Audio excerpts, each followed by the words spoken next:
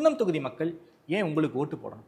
அதாவது இந்த தொகுதி வந்து ஒரு வளர்ச்சி இல்லாத தொகுதியாக இருந்தது. மிக மிக பின்தங்கிய தொகுதியாக இருந்தது. தொகுதி 2011 தான் புதிதாக உருவாக்கப்பட்ட தொகுதி. அதற்கு பிறகு ஒரு முறை நான் எதிர்க்கட்சி சட்டமன்ற உறுப்பினராக இருந்தேன். இப்போ ஆளுங்கட்சி சட்டமன்ற உறுப்பினராக வந்த பிறகு ஒரு மனநிறைவான ஒவ்வொரு கிராமத்திற்கும் தேவையான பணிகளை கொண்டு சேர்ந்துருக்கும். பட் இன்னும் கோரிக்கை இருக்குது. ஏன்னா எல்லாத்தையும் முழுவதுமாக ஒரே நேரத்தில் செஞ்சு முடிக்க முடியாது, இன்னும் இருக்கிறது. ஆனால் ஒரு ஐடிஐ கொண்டு வந்திருக்கேன், ஒரு ஆர்ட்ஸ் காலேஜ் கொண்டு வந்திருக்கோம். குன்னம் தொகுதிக்கு புலகானத்தங்கிற ஊரில் ஆர்ட்ஸ் காலேஜ் இயங்கி கொண்டிருக்கிறது. இப்போ வெண்மணிங்கிற கிராமத்தில் ஒரு அரசு ஐடிஐ இயங்கி கொண்டிருக்கிறது. இப்போ ஒரு மாடல் ஸ்கூல் கட்டிட்டு இருக்கோம். 50 கோடி ரூபாய் செலவில் கட்டடம் கட்டுகின்ற பணி நடந்து கொண்டிருக்கிறது.